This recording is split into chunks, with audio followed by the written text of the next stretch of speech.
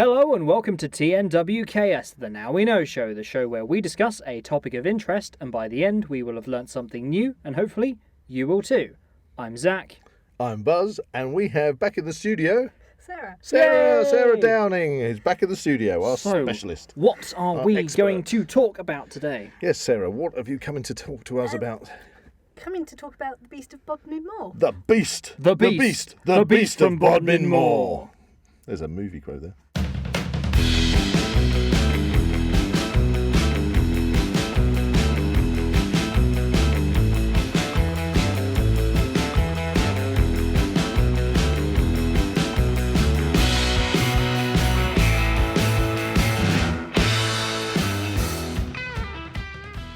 If you enjoy the Now We Know Show podcast, support Zak Wylde Productions on Patreon or join our members on YouTube for early access, ad-free content and exclusive episodes. I would have thought that most people in the UK have heard of the Beast of Bodmin Moor because the tales of the beast go back quite some time. So I'm going to start off there. Where does it stem from? Okay, the first reported sightings were about 1976. So early 1970s. Okay, so it's not a story, you think of the beast. It's not something like the black dog or something like that. Like some kind of demonic thing. It's not something that goes back centuries that is kind of being hooked onto the modern day Beast of Bodmin Moor. It's literally the Beast of Bodmin Moor. Yeah, is from the 70s. The first sighting was 1978. Okay. Farmer claimed to have seen a large sort of black cat sort of killing a sheep. Right, so it's kind of like like a panther-like. From the beginning, cat we're talking thing. big cats. Yes. Right. We know some people that like big cats. Yes, we do. Several people. And so the Beast is a great thing. The Beast of Bodmin Moor. It's a great Good title. name. Good name. So this has been fascinating the general public and the media for obviously decades. Yes. So what do we know about this? It's generally thought to be sort of like a puma or sort of puma-like animal, which usually sort of quite large. It's larger than anything we would have had native in this country. Certainly, that's one of the theories, that it was a remnant of sort of a big cat that was here historically, but other than links. What you mean historically, as in actually lived in the British Isles? As a native. Which we still have sort of Scottish wildcats. Yeah, I've heard that we've got Scottish wildcats, which they are very much a protected species at the moment because they've started to accidentally interbreed with domestic cats. Yeah, and which is causing a lot of problems. Actually, yeah, I've read that's had an offshoot. Maybe you can fill me in on this. I read one article which said that, and I can't think of the name of it. They've got a name for this offshoot from the Scottish wildcats and the domestic cats, which is a bigger than a domestic cat, but it's also dark in its fur up in Scotland, and there's a name for it. I can't think what it is. Can't remember because sort of like a larset or something. It's kind of like a mutation between the two, which people think they've seen. Anyway, Beast of Bodmin Moor. Yes. So there's been about sort of 40 sightings or so since the first one. That's a decent amount. I mean, why do you think that? Since that Bodmin Moor is renowned for hikers, ramblers these days, probably wild campers and all the rest of it, that it's so elusive that nobody's actually like. Again, we've talked about the British Bigfoot, we've talked about Dogman, we've talked about all sorts of cryptozoology, and a cat that is kind of the size, as you described, as a panther. Did you say? Puma. You would think that perhaps you'd see that more. Most animals are pretty elusive anyway, unless they're habitualised to humans and they're used to being around people. Right. Most animals will actually run away if they see or sense a person. They see humans as a threat rather than a prey animal. Yeah, Right, I think probably big cat-wise the only, well, apart from maybe lions that are used to people. I know cougars will take people as well, but aren't they women that are over 45? Oh, good grief. Sorry. Well, different type of cougar. Isn't it a lot more plausible, though, that it could be this kind of escaped animal or something and not this kind of supernatural kind of spirit that we've kind of talked about with these type of things before? Because some people have sort of thrown in the hat that it's not a physical thing, and that it's a supernatural creature. Thing. Whereas I think it's probably more plausible. I think it's more plausible to that be. It's an actual thing. Actual big cat. The am I right in thinking, was it about 1976 they brought in laws about the ownership and selling of exotic pets in the UK? Yeah, the Dangerous Wild Animals Act came into effect in 1976, which put legislation in place sort of how our animals could be protected, sort of kept. When I did about it at uni, we saw videos of large cats kept in like large dog crates with the door held shut with a clothes peg. Oh, that's ridiculous. Which Well, you can see how things would escape. because of my age, being a bit older, I kind of have a recollection that even places like Harrods used to sell exotic pets. Yeah, I did work experience at a wolf centre, and the guy who ran it, his first 2 wolves he had were advertised in the back of an avian magazine. Now, were these the wolves that you mentioned that were in American Werewolf in London? Yes. Wow, you've been hobnobbing with the stars of, of brilliant. one of our favourite movies. His girlfriend at the time kept the wolves in her flat in London for a while. Sorry, what? Hang on, this is crazy stuff. No way. And that was all perfectly legal at that point. Yeah. And you got to work with them, did you? Yeah. Were they particularly... Those 2 wolves, I believe, died by the time I did the work experience there, but Right. they had sort of about 7 wolves at the centre, which unfortunately is shut down now. But So what did... I don't want to jump forward to those wolves. What I wanted to ask you was, when you actually interacted with those wolves, were they kind of more domesticated? Were they used to human they were interactions? they were used to people. Okay. I had to do a minimum 3 weeks experience so that I could go in the enclosures with the wolves. They used to do meet and greets with members of the public, so the wolves would be on chains and you could sort of Wow. So they used to do walks with Yeah, them you don't and really things, imagine but- that So- now, do you? going forward to what I was about to say, when you say it closed down, did it close down because the last of the wolves passed away? Or, I mean, what did they do with the wolves? The wolves, I believe, went to the Anglian Wolf Centre. Right. But just before I started work experience there, the gentleman who set it all up, who owned the wolves, passed away. Right. I actually went along to his funeral as part of Oh, that. bless. And he was involved with all the local hunt and had wolves. And So I suppose in that instance, going back to that legislation that was brought out in '76, that if you're a pet owner and you suddenly realise that there's too many hoops to jump through because you've got this exotic pet and you decide you're just going to let it go, if you had something such as one of those wolves, because they're quite used to human interaction, you'd expect that they'd actually maybe even seek out and come close to humans. yes. Whereas we're not getting that kind of thing with the Beast of Bodmin Moor, are we? No, so probably had fairly limited contact with humans, although saying that they're probably because one of the potential causes of the existence of Beast of Bodmin Moor is it was sort of round about the time of the first sighting. Right. A woman owned a zoo down in, I think it was Plymouth, somewhere on the south coast, and her zoo had to shut down, probably for sort of the introduction of the new legislation, and her 5 pumas were supposed to be transferred to a zoo in Devon. Right. Only 2 turned up. Ooh. All right. They had apparently 3 escaped en route, and then that's when you sort of Were, get first were, sighting. were they ever found? Do you know any more about that? I don't believe they were ever found, So, so that's potential. But I believe there was a breeding pair amongst those 3. Oh. because that's where I was going to So go. there is the Potentially- potential there. Well, that's what I was going to say, because if you've got the Beast of Bodmin Moor, this wild cat, large feline predator, if it was first spotted, did you say 1976 or 78? 78. 78. So a couple of years after that legislation came in, the same cat wouldn't be around now, would it? No. They're definitely not. I don't know what they're like. Do you know what their lifespan is? I'm not actually sure what the lifespan is. in With most animals, it's usually longer in captivity than in the wild. So But you've got obviously weather conditions and things. Because would a cat like that be used to survive through the winter period? pumas are sort of a jungle cat, but I mean, there are some cats that live in snowline and live in the snow, but yes. but I suppose they could adapt. Yeah.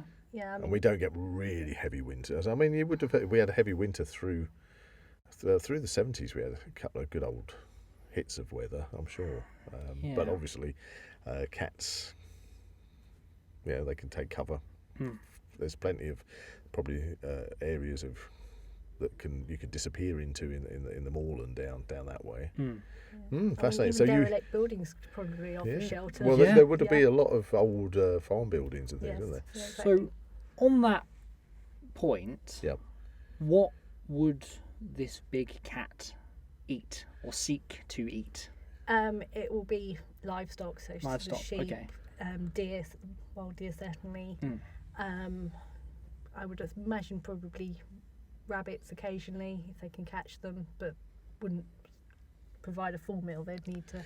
Yeah, catch a couple. I did a little bit of research. Okay, so I don't know what maybe you can feed back to me on this, but on the eating side of things, deer especially, because that would be their main natural. And they're quite prevalent. Well, I mean, I think statistics that I read said that if you had a wild big cat population in the UK, you'd need to sustain breeding, etc., and territory, because they usually roam around. Is it about 50?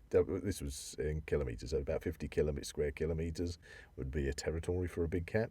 But they said that in the whole of the UK, because there are sightings of big cats all over the UK, would be about 300 big cats in the UK. In comparison, because you know me, I'm Mr. Deer. I love my deer. I'm always out deer spotting. Wait, are you a big cat? No, I'm not a big cat, but I love. I really like deer. You see, and I'm always tracking the biggest species of deer in our county to see if they're moving around. Yeah. And you've got about a population at the moment of around 2 million deer in the UK. So if you had a population of 300 big cats, they'd have plenty to feed off of on that. Interestingly enough, on the livestock side of it, again, not saying that they don't take livestock, but I read an article where a farmer felt that his livestock were being attacked by a big cat or possible wild dog or something like that. Species unknown. A species unknown. But he'd found carcasses, and so what he did was he dipped half his flock in some chemicals or something to do with their fleeces. I can't remember exactly what, but the other half he didn't. And the ones that he dipped, and disinfectant, it was a disinfectant he used on them, and they weren't touched when the other ones were. And then when he dipped the lot, that it went down. And speaking with big cat experts, he said because it's that chemical smell, they reckon the cats would only attack livestock if their normal prey, such as the deer, are scarce in the area or the time of the year, because winter time you still have a lot of livestock that go out, but the chemical smell whatever was killing them. Did that mask it, or it seemed like it was a deterrent that whatever was attacking the sheep just didn't associate that smell with prey. So, and then you mentioned about the rabbits. In between times they called that, this big cat expert said that's their snacking food. Small preys like snacks, whereas if they take a deer down, that will give them they'll come back to that carcass over a period of a few days. That'll last them for a good period. So how big is a puma? That's a good question, and that was what I was going to ask Sarah as well. For the listening public out there, we keep mentioning puma, but can we kind of maybe describe what these... Panthery leopard type thing? I think one of the recent sightings said it. They'd seen sort of a large cat, sort of about 4 foot. Okay. What is the natural size of a puma, and how do you measure it? Is it nose to tip of the tail, or what? I believe it's usually nose to tail. I'm not actually sure how big a puma is. Certainly, sort of size of a sort of grown adult easily. I would have. And how would that go with? I mentioned the word panther has been sort of thrown out there as well. So. Because the sightings, am I right in saying that they tend to be of black cats? Yeah, usually black cats. I think there's been a few sightings that have sort of people thought were sort of more tawny. Sort of like lynx style colours. Yeah, but it's usually bigger than what a lynx would be. So. Again, another statistic. I'm jumping with statistics. It said that over a period of a year, because they do get reported all the time. Yeah. About 80% describe them as being large black feline. Yeah, which is probably where and the other 20% insinuation of being the describe panther them comes more from. lynx-sized coloured cats. So is a panther bigger than a puma? Puma, that's the word I'm looking for. I believe so. I'm not great expert on big cats. It's not something I come into contact with in my day job. Yes. Well, As far. Yes, thus far. But you are an expert when it comes to tracking these things and keeping up to speed with them, and that's why we've got you in. So, with the sightings, where are we at? I mean, is there any chance that somebody's ever going to actually definitively get one of these on film or camera, be out there video? Is there a concern for wild campers out there that they could suddenly get attacked in the night? There's certainly been some sightings sort of this year. Right. Really? Yes. Oh, wow. One was in, I think it was April or May. Sort of mid-April, man recorded. Well, that's really recent. Yeah. Because we literally only just come out of May. Definitely on topic. Yeah, on topic. Yeah. And was that down at Bodmin Moor area? Yes, I found a video online. Oh, right. That shows a Describe cat. it to us. It kind of looked bigger than a house cat, but the tail was a lot longer. Right.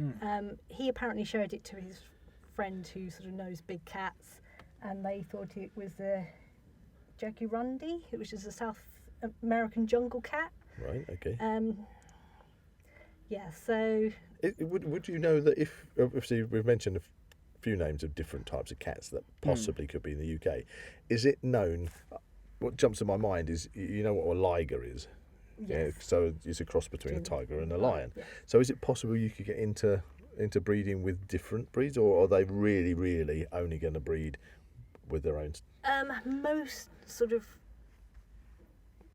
crosses like the liger and that, they are actually sterile, the offspring. Right. Because they're not natural.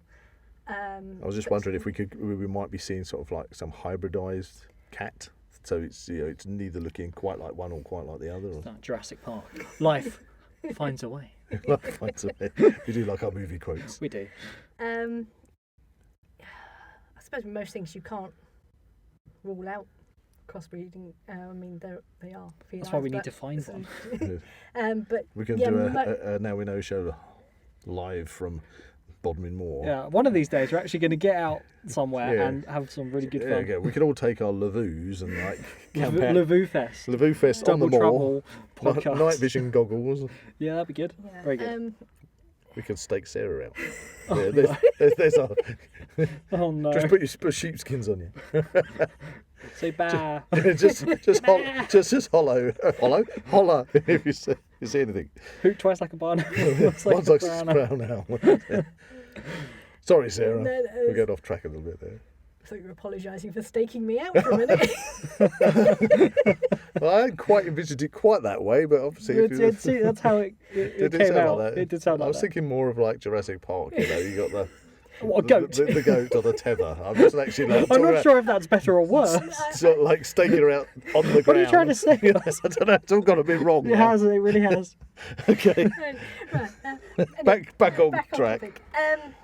Yes, so and then April, and then I believe it was May. Someone found some hairs on a fence next to a field where some The notorious sheep hares. had been sort of slaughtered, Right. and that DNA has come back as large cat. Right. Ooh. And a specific breed, The article I read, they didn't say. but The it's people that put it in for DNA testing are actually filming a documentary at Right. the moment. Ooh, interesting. so and that was I 100% imagine positive. That was 100% positive for big cat. Right. Wow, So, that's pretty conclusive. That's conclusive. Which leads me, for somebody like myself who's out in the countryside and likes my tracking, and obviously you're there as well, obviously we see tracks. Yes. So have we not got any evidence of actually seeing large paw prints anywhere? Um, Or 'cause obviously cats mark their territory by scratching and also urinating. So, I mean... And we learnt that from the cats episode we did. Yeah, a few it weeks back. might not be if you could get a sample of fresh urine, if you could see at a distance some cat marking its territory, but Yeah. what's more likely to happen is you'd see trees and places that are being continually marked on a cat's territory. Have we not got any evidence on that? I don't think any recent investigations have been done. The Ministry of Agriculture, Fisheries and Foods did one in 1995. Okay, well, that's quite a while ago. Yeah, well before sort of DNA testing and that. They didn't find any conclusive proof of big cats being present in the area. but they didn't find anything to rule out the presence either. Right. It's a bit ambiguous, isn't Yeah, it? but I mean, you slightly yourself ambiguous. deal with having to deal with samples that go off for DNA testing, don't you? Yes. So is it something that anybody can get done these days? Yeah, there are online services. I think they have they compare it to sort of animal DNA that they've got Right, on record. on So record. I suppose all the kits I deal with are. So that maybe would answer a question that yes, it's big cat, but we don't have any specific breed of big cat that we can nail this down to. Yeah, it's really interesting with this because obviously there is evidence to suggest that there is something there. I would definitely say it's So pretty there conclusive. there is a beast You got of Bodmin Moor. It's not in question. There is one. Unlike the other cryptozoology things that we've like discussed, Bigfoot and things. and the Dogman, which are all, there's evidence, and there's some very strong evidence pointing towards these things, but a lot of it can be circumstantial, or a lot of it can be just, is that a mistaken, like Glenn said, you can look at a log in the dark and think that something's staring at you out of the bushes, and it's actually a tree stump, I've done plenty of newt surveys where I'm looking into a pond and thinking, is that a newt, and waiting for it to move, and then discovered it's a leaf. There's an elf under the water with a lantern. No, don't go near it, Sarah. Don't follow the lights, no. Yeah, so things can look like. I mean, well, this is a good Yeah. point. I mean, you've been an ecologist now for many, many years. Yes. And you spend a huge amount of your time compared to most people out in the countryside, all different weather conditions, all times of the year, and especially late at night and in the early mornings. So, you think if anybody's going to see something out of the norm, it's going to be you. So have you seen anything that's made you suspicious that you might have seen something to do with an animal that you didn't expect to see in the wild or anything like that? No, I haven't come across anything. I remember speaking to someone on a survey. I can't remember who it was, and they were saying they were out doing a survey, got out, dog wouldn't get out the car. I think that was that actually is an area we haven't discussed. Yeah, What's that? I believe there had been a big cat sighting in the area close to that Ooh. time. Do you know where this area was? I can't remember. It's Right. quite So a was it while our ago, part of the so- country or? I really couldn't. So- So would that be to do with that's the it. dog consents? Yeah, I mean, things? because with a scent? that's one thing that I've read up on. That of course humans are really kind of blinkered to what's going on around them. Every day, people, especially these days with mobile phones or joggers with headphones on and things, they don't see what's right. Tunnel vision. Don't see what's right next to them, what's coming up behind them, or anything like that.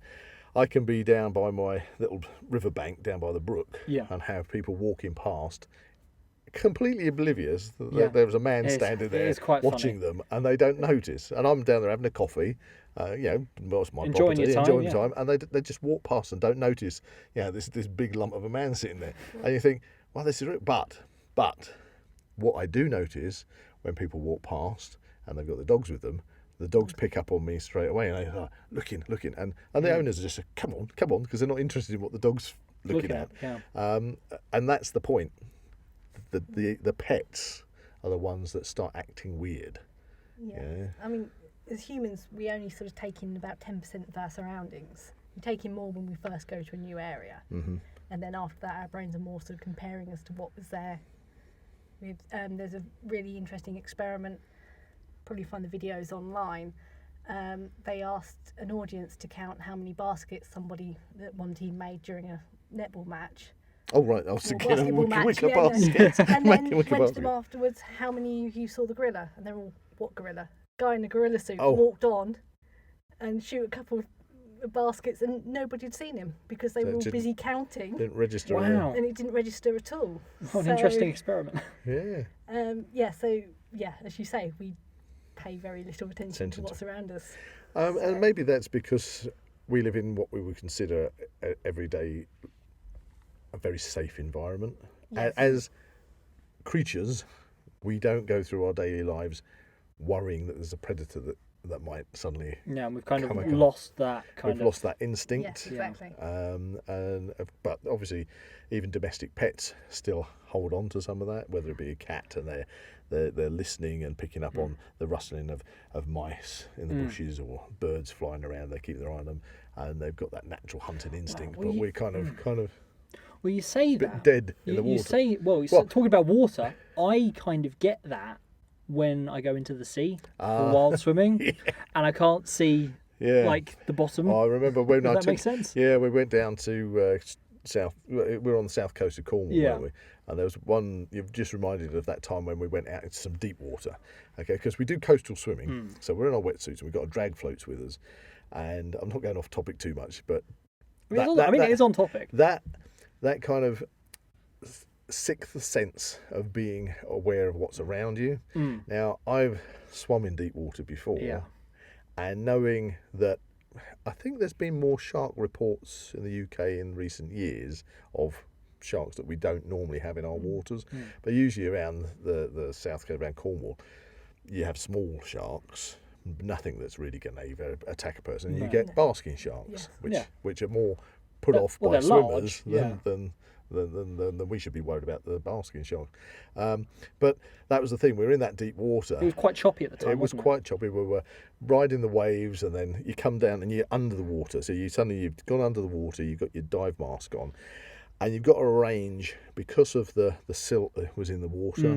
You've got to arrange probably about 20 to 30 feet before it then just blankets out into this nothingness blue, and it's that point is when your mind starts to race, and you think that something could come out of that blue. And there's literally nothing you can do because you're there. You're this little ape that's out of your natural environment, bobbing about in the water, and like if something big comes towards well, that's you. the thing. I don't necessarily think of like a shark in that scenario. I just think of just like a big mouth or something. You're thinking of the Beast. The Beast from 20,000 Fathoms. But no, you're right. But for example, if you're up in Scotland, it wouldn't be out of sorts to actually see killer whales in the north of Scotland if you were out around the islands and places like that. So one's that's it. Your primeval self starts to kick in those instances, and as a climber, and you're a climber, if I'm climbing and I've got my climbing gear on and I'm tethered and I know that I'm safe and everything's on, I've got my anchor points and everything, and I'm abseiling, I could be abseiling off a 200-foot cliff somewhere, and it doesn't really faze me because I know in my mind, boom, we're good, we're safe. But if I walk up to that cliff with no safety harnesses on, I immediately get that wobbles of my sixth sense is telling me this is a danger zone, don't go in it. And that's probably, with human beings, that's probably why horror movies do so well when it comes to the night. Yeah, and darkness. Because that's probably the only realm. Because you don't know what is. That's the only realm these days where people really do feel out of their comfort zone, because naturally, primordially, from that primal time of living there and being cave dwellers, the night, it has the predators that you can't see. And that's why horror films, I think, do so well on that, because they play on those jump scares and the fears that were there. So it's going back to on topic with the animals, they still, even though domesticated, they still have those heightened senses a lot more than a lot of the owners do. So, why is my dog acting weird? What's going on here? Because there's a giant puma over there. But we've had that, because am I right in recalling when we did about what is a ghost with Mickey Baldwin? Again, I'm sure in that podcast we covered that animals, household pets, can react to things, be staring at a staircase or what's going on, type of thing. So you don't know exactly what triggers these senses, even in a domestic pet. But we're coming back onto the topic of the big cats. That's something that, as you said, Sarah, that can pick up on things. Pretty much everything you said. A night vision compared to like a dog is Oh. I'm saying that our senses compared to a dog are Oh yeah, we're ridiculous. dumb creatures that are basically cannon fodder if we were out in the wilds. Oh no. I mean, this is true. I mean, you get people that, but that's kind of been bred out of us in where we live, Right. and that's why I think when you're going out and you're hikers, you're hiking across Bodmin Moor. Mm-hmm. Most of them are wearing their high vis Yeah. cagoles and stomping around. Any wildlife is gone. Yeah. It's gone, and it's not going to go There's near no you. subtlety to it at No all. subtlety to it, and which is a bit of a shame because a lot of the time people go out and they go, I want to enjoy nature. I want to see nature. I want to sit on a rock Experience and it experience type it. And nature's looking back going, I ain't coming anywhere near you, mate. No Yeah. way. Because Danger. It's probably one of those reasons why, a lot of people say to me, why are you always walking around in camo? And it's because I kind of like, It's immersion. I just disappear into the background when I'm in the woods because that's when I know that I just have to sit up against a tree, and within 5-10 minutes, anything that's nearby has forgotten I'm there. Yeah. But I'm not sitting there with my bright orange cagoule, or with my blue Spotted a mile off. with my blue pop-up tent next to me or something like that. It doesn't but- have to just be camouflage as long as you don't look human shaped. Yeah, that's what I say. If you lean against a tree, Yeah. you become part of the tree. Yeah, and but not saying that other human beings that live on our planet don't have far more heightened senses than we do, because they're living in jungle conditions. South America, out in the Polynesian islands, Yes. Yeah. Africa. Or they've got risk of larger predators. Yeah, like as well. course, yeah. the Hadza tribe that are nomadic in Africa. They hunt and they walk literally through prides of lions and things. But Yeah. the lions have associated them with, well, no, we don't really want to take them on because they've got spears and things. They see them, like you say, humans as not a prey item, but doesn't mean a hungry lion or a hungry animal of any sort is going to, and what happened with the thinking of with America when we get all the people travelling over from Europe to America and then starting to go out into the far reaches to work their way across the states. The pioneers is the word I'm looking There we for. And of course, you get to the winter time and they're being taken out by packs of wolves and everything because they're easy prey, aren't they? Definitely. So we've got our puma or panther or whatever, and I'm assuming, Sarah, that it's the reason we don't see it is a combination of our dulled senses, the fact that we stomp around making so much noise and being very visual, and obviously they're just naturally great at being elusive and camouflage in the environment. Yeah, would that really sum up why we're not seeing? Much. I mean, it's very hard to see something that's black in darkness. Well, this is true, but I mean, if it's staying undercover during the day, but you do get that kind of, what's the word I'm looking for? And this is stupid because I should know this. Animals that active both at dusk and at dawn. Crepuscular. Crepuscular. Yes. That's the word. That was the word of the week one time. It was the word of the week. I do love that word. Let's all say a good together. word. 1, 2, 3. Crepuscular. Yeah. So you get, and I would have thought that a big cat hunting and everything is going to probably use those at the prime time. Yes. And definitely. if you've ever been out and about in the woods, especially any environment where the background is all broken up through bushes, trees, rocks, grasses, and things. At walking that through time, our human eyes forest at night is really just crazy. it's hard to focus on anything Yeah. really. You could literally walk past a big cat probably. It's just, and you wouldn't notice. Yeah. So so easy to lose yourself in a dark forest. So I'm not surprised. Although, again, going back to the original sightings, you would have had way less people out on those moors back in the 70s, compared to today. So has your research, Sarah, that's shown an increase of sightings over the years? There's not sort of any sort of statistics on sort of number of sightings sort of by year. There's just sort of a general sighting, sort of number of sightings. But yeah, the statistics on that would be quite interesting. Yeah, I'm kind of comparing it to the Loch Ness Monster. You see the mythology of the Loch Ness Monster. Yeah. And there was that, was he a saint or just a monk that went out onto Loch Ness to banish the serpent monster from the loch? and cast holy water into the loch because there was a monster in the loch. Oh no, I think we're gonna have to do a Yeah, Loch we Ness have to do Monster a lot. podcast. I'm pulling this out of the back of my mind. And then that's kind of the beginnings of the mythology of the Loch Ness Monster. But of course, as we come through the years, then the sightings, there's that famous photo which I think has been debunked. Was that in the early 30s or 40s? I think I saw it on the TV earlier today. Did it really? Yeah. But then as we come along, you get a lot more sightings. And Yeah. I suppose now we're living in an age where Technology. everybody's got a camera, a video camera in their pocket, things like that. You kind of It's so much easier. You kind of expect to see an upsurge, and as I say, there's more people going out into the countryside. But then, of course, a big cat, out of probably all creatures, is the one that's going to be the most adept at disappearing. But also, part of it could be people seeing what they expect to see. If it's just,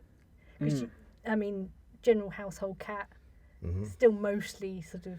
And again, perspective. Yeah. I mean, you guys have been going out on reptile surveys, yeah? Yeah. And you were saying that you pulled out this wonderful bit of kit for getting the forensic graph. But that was so you can get the right scale to what you're looking at. And again, that's the problem. If you get just a bit of video or a photograph, there's nothing to scale. Yes. And but I mean, also there's a lot more exotic sort of domestic cat breeds as well. So you could get something that doesn't look like a standard house cat that is still a domestic cat. It's not potentially a big cat. A big cat, but from a distance, it might look that you know it's a small cat. You might think, well, it's further away than it is.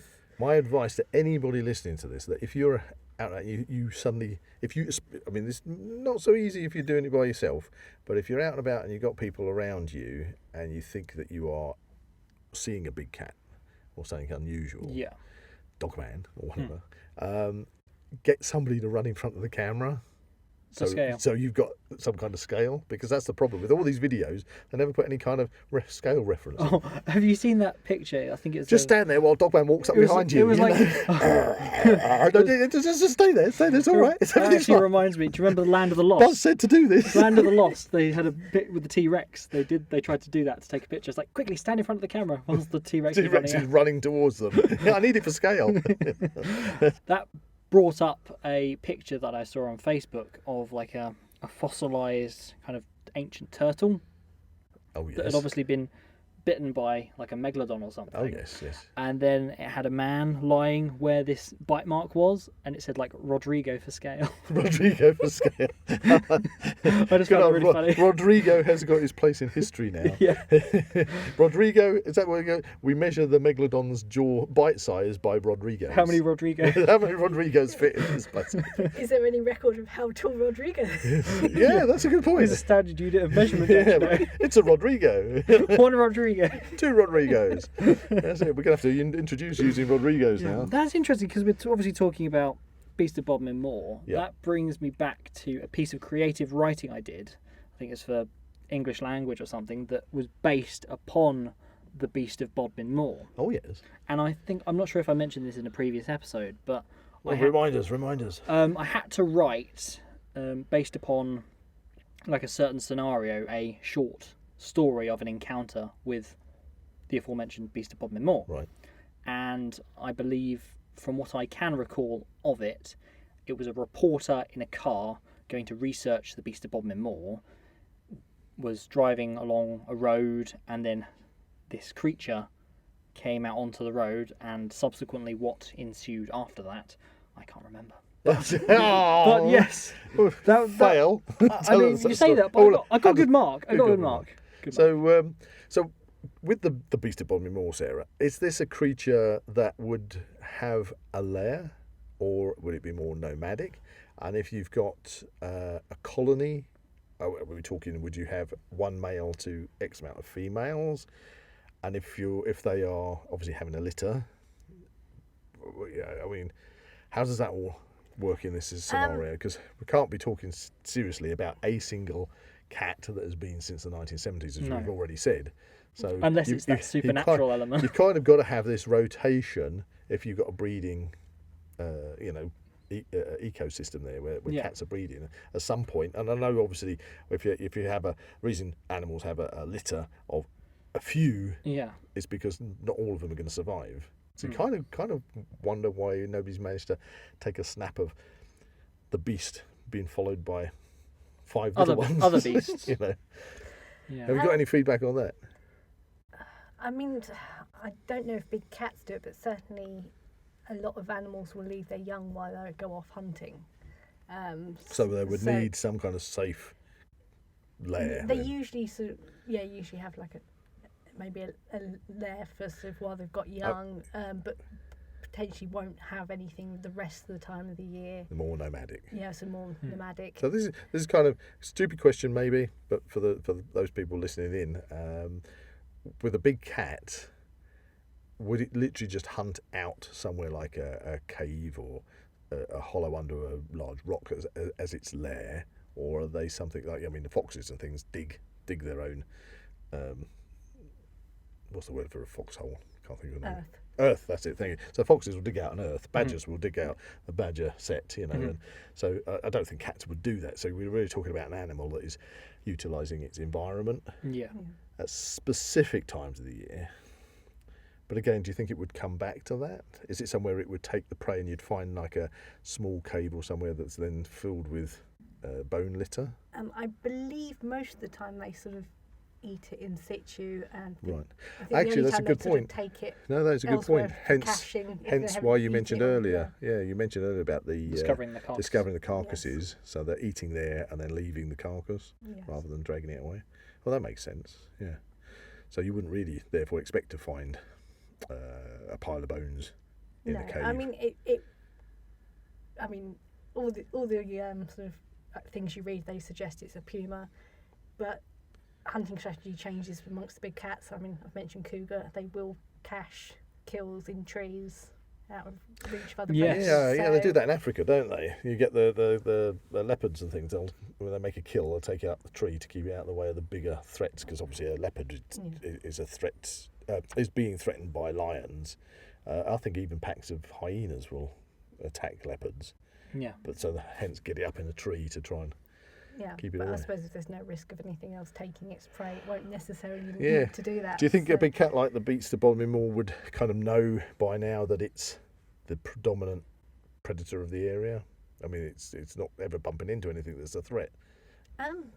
So therefore, Yes, it's probably alpha predator. Yeah, it's the alpha predator. It's probably not even concerned. You know, it can move away from thicko humans so easily. You know, as they're tromping around with their two double walking sticks, going, "Hey, look, I'm out in the countryside." You know, They're just umbrellas without the actual Well, umbrella part. yeah, I know. Made out of aircraft grade aluminium. It's Yes. the springs that get I there. know. like, what's- Ergonomic springs to take the shock out of your walking. You know. Just use a stick. Just use a stick, guys. Come on. Come on. Come on. If you go walking and you want a walking stick, coppice a stick that you can coppice and coppice and coppice and keep coppicing and doesn't damage the environment. You're out in the wild. Don't take walking sticks that are made from aircraft grade aluminium and that have been produced by the millions out of a factory belching smoke out into the atmosphere so you can go and enjoy your country walk. You can go and dump it on Ben Nevis. Yeah, as we pick the debris up on the way down to all these flipping broken walking sticks Yeah, that we I think we mentioned that in the wild camping episode. yeah. Enjoy the countryside. My stick's broken. I'll just leave it here. Anyway, sorry. Use a stick. Little rant there. Use a normal stick. That's what they were created for. Anyway, yes, so our pumas are being elusive, but they are definitely there. Yep, that certainly looks like it from the DNA. So the DNA. So does that mean that we potentially must have a colony? Not necessarily a colony. Like I say, well, like you mentioned, sightings have been going on for a while, so there's Yeah. potentially there's been some sort of breeding going on, but But would that, depending if, going back to that story of only 3 escaped, surely there would have to be more that came into the mix, otherwise you're going to get a lot of interbreeding.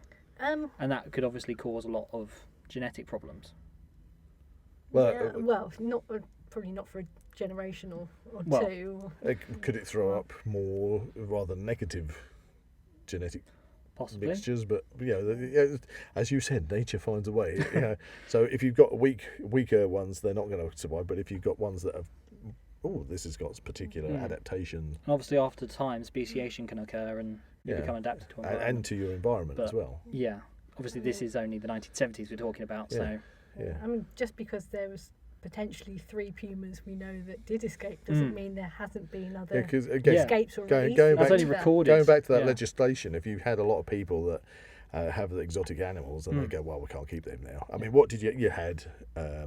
Not only zoos, but remember back in the day, we all had circuses that were going around everywhere, which had wild animals, so they had to get rid of them somewhere or other. Yeah, so a lot of the big estates used to keep wild animals. Yeah, I of mean, course.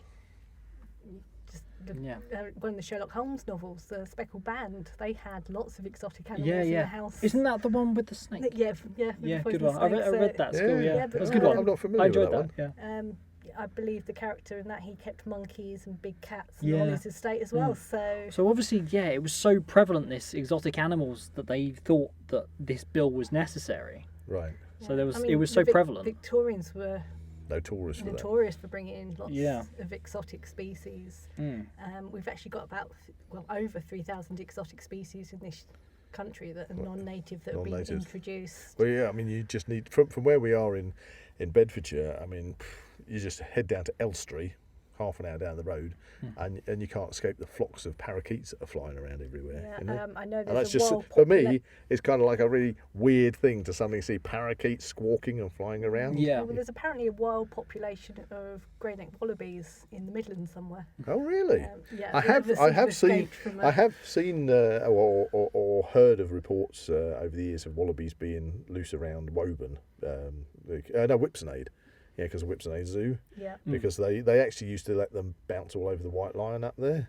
Yeah, Oh, right. the white lion on the side of Whipsonade Zoo is fenced off. Yeah. But the wallabies had free range to go over all this, and there have been reports in Ashridge Forest that there are wallabies. You mentioned Woburn. I remember going to Go Ape, and there were like wallabies bouncing around they're- that I did not expect to bump into whilst going on They Go are Ape. quite free roaming, the wallabies. Yeah.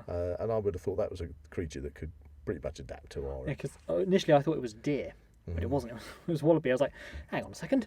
I mean, we live supposed to be in across the band of Europe and North America. If you looked at a map where we are, we're in temperate rainforest, aren't we? Basically, so any kind of animal that can adapt to those conditions, through that will allow them to survive through the summer period and the winter period is just going to have a field day. The only difference is in the UK is we don't have any decent sized forests. Yeah. But something like a big cat.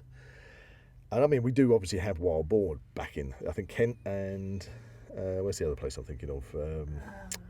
Down Ross on Wye area, is it? Forest of Dean. Yes. Yeah, Yeah, Forest they of are Dean. around. Yeah, so we got the wild boar have been introduced into some places, but I think people get to see those quite a lot because the wild boar aren't so elusive.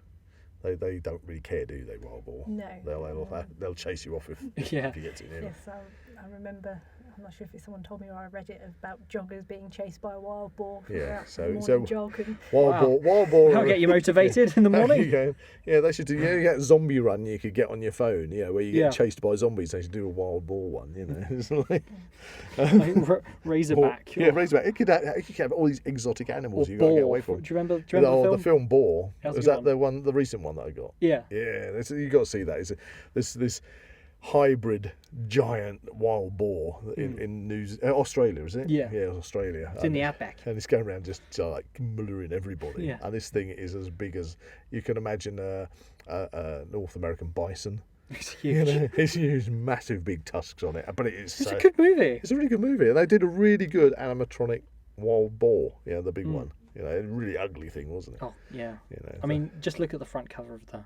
Of the I'll stick a poster up. stick a poster up. But so we do have the wild boar, but they're not really bothered by humans and more likely to chase you off. But yeah, a big cat, seeing that it's not seeing us as a predatory threat, it's just more slinking off and disappearing. I suppose that's the thing. Cats can just go low. Any I would imagine any grass that's your height's there of waist height. yeah, so waist height. I imagine it's quite gonna be easily, lost. Yeah, So yeah. easily hidden. So do you think therefore, if you've got cats on Bodmin Moor, which basically are the Beast of Bodmin Moor, that if they're breeding, that because cats have got like with any predatory animal, they've got to have their hunting ground. What's the word I'm looking for? Their territory. Thank you. That they would actually keep sort of moving out of the country, moving away from that and spreading across. Is that why maybe we get sightings in other parts of the UK? They will. Any animal will move if there's not enough prey in the area where they are currently. But yeah, I mean, there's been sightings of big cats in Kent and Scotland. Do we get anything in the Middle England where we are? Because I always find that everybody else is having all the exciting stuff around, and we don't get sightings in Norfolk of big cats, but nothing. I think that's probably the closest. It seems to be some more sort of isolated rural areas where the sightings are occurring, which would make sense for sort of any sort of elusive prey trying to avoid humans. You say that, we've got a few big cats. Well, yeah, they're rather more like fat cats. Yeah, very fat cats. Very fat cats. I'll stick up a picture. So let's put ourselves into the scenario that you're out walking on the moors. Okay, maybe you're by yourself. Maybe you've got a friend with you. Well, but we can take Jack. Yeah, take Jack. You haven't got any pets with you, so you've no early warning system. If you suddenly came across the Beast of Bodmin Moor, one of these large cats, what would your advice be if you suddenly like, oh crap, I've walked around a corner and there's one just sitting there? Cover yourself in disinfectant. Back away slowly. Never run from a predator. Most of them have sort of. Is this from experience? No. Being chased by an angry badger. Most guidelines are, things like wolves and that, they have a prey insect. Something runs, they'll chase. You've seen a cat with a piece of string. Yeah. Maybe carry a ball of string in your pocket to distract it. Yeah. Or just take a laser pointer. Oh, laser pointer. That would be perfect. Especially laser at pointer. night. There you go. It's like, quick, laser pointer. And maybe if you can make friends with it, you can use it to target your enemies. Another Jurassic World reference, that one. Yes, it is. So back away slowly. Back away slowly is probably the safest. Slowly take your camera out, video it, and stick. Was it Rodriguez or something? Rodrigo in frame. Don't worry, it's for scale. It's for scale, Rodrigo. Stand there while I back away. Pocket Rodrigo. Yes, you just whoever you've got with you, whatever your friend's name is, they suddenly become Rodrigo. Oh dear, I'm definitely gonna have to find that photo. Yeah, I was gonna say it's a sort of standard joke. You don't have to run fast, and whatever's chasing you, just fasten the guy next to you. That's it. Yeah. That's in the zombies. That's always in the zombie one. Always make sure that you befriend people that are very unfit. Oh, crikey. That's a massive flashback to our third episode of zombies. Yeah. Decoy targets. The benefits, we should do that. Benefits of decoy targets. Oh, brilliant. Well, fantastic. So are we going to round up with... so we have definitely got DNA... positive proof. The beast exists. Apparently, 100%. Because this is what we wanted to hear today. Yeah, we wanted to hear everything we do. We have a lot of conjecture in the subjects that we cover when it comes to cryptozoology. And there's never any specific, solid. That's evidence you cannot deny. But the Beast of Bodmin Moor exists. Yep. So now it's just a case of somebody getting some really good footage of it with Rodrigo. Hey, there we go. We've learned that today in the Now We Know show. We definitely have wild big cats in the UK. So that brings us to the point in the podcast where we share quote of the week. Oh, do you know about this? No, I don't. Oh, we switched over now. From word of the week to quote of the week. Quote of the week. Mm-hmm. So if you've got a quote... Could be anything. Doesn't have to be related. Yeah, it doesn't have to be related. Have you got one, Buzz? I have got one.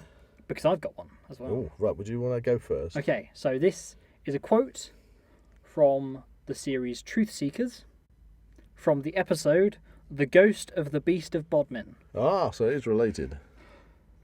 It's quite a long quote. What is your best guesstimate for the size of this cat? 6 feet nose to tail, give or take. It's a big boy. Eat, that's a big boy. What say we head down to Cornwall and capture ourselves a big cat? Fook that. No, on video. We do it on video. Oh yeah, that's all right then. There we are. That's your quote. Truth Seekers, isn't the one with thingy from Nick Frost. Nick Frost, yeah, that's a good series that was. I hope they do a season 2. I feel as if I'm letting the side down with my quotes because I always go for sensible quotes. Well, at least you have quotes. although my It's one of best the first ones I've had. although my best quote was that one from the Daily Star, wasn't it? Oh, crikey. Wasn't Oh, it?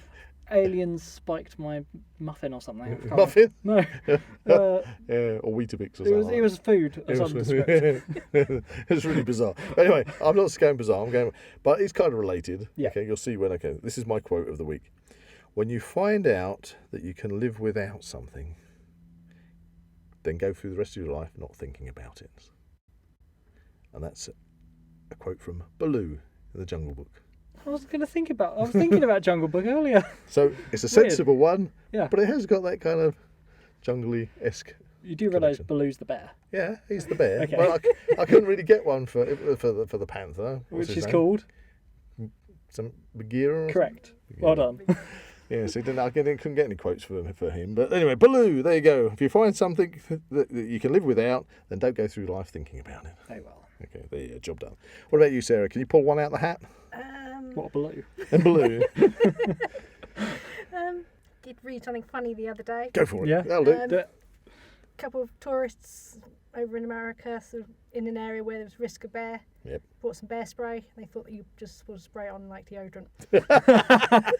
That's not quite how bear spray works. No, they thought it was like mosquito repellent. Oh dear. That's it. We'll spray ourselves, and that's it. No Oh, bears will dear. come near us. Yeah. Were they ever found? I don't know, but Oh, yes, well, that well, made me that's chuckle. a very humorous note to finish on. Thank you for coming back in the studio, all right. Sarah. It's been It's fantastic. been fascinating finding about the Beast of Bodmin Moor and the fact that we have got proof that it exists. Would you like to come in again? Yeah, definitely. Yay. I'm not sure what I'm talking about, but I'm sure we'll find a topic. Oh, of we'll some sort. find yeah. something for you to come in. Oh, you've got to come back and do witches. Yeah, I'm sure I can put something. We together. want to know all about witches. I'm fascinated with Pendle Hill, the history of Pendle Hill and things like that. So, yeah, the history, and you've got the Witchfinder General and all sorts of stuff, and Yeah. relating. Clop Hill. Wasn't there like a witch cult or something? Could well have been. Near This us. is what we can find out about. Yes. So Yeah. maybe Teaser. We'll maybe consider we'll that look a teaser. about to the history of witchcraft in the UK and the mythology and maybe how it stands today. We'll put it on the list. Brilliant. Thanks again, Sarah. That's You've all been right, brilliant. It's been fun as always. If you enjoyed this podcast, please like and subscribe to this channel and comment below any suggestions of topics or activities you'd like to listen to in future episodes. That's The Beast of Bodmin Moor. Goodbye from Zak. Goodbye from Buzz. Goodbye from Sarah. Goodbye. You can find the Now We Know Show podcast on YouTube, Spotify, Amazon Music and Apple Podcasts. Check out the Zak Wylde Productions social media pages on Facebook, Instagram and Twitter, or visit the Zak Wylde Productions website at www.zakwyldeproductions.com. Please get in contact, we'd love to find out how you're listening to us. So get in touch in the comments and don't forget to check out Zak Wylde Productions on Patreon to become an official ZWP patron today.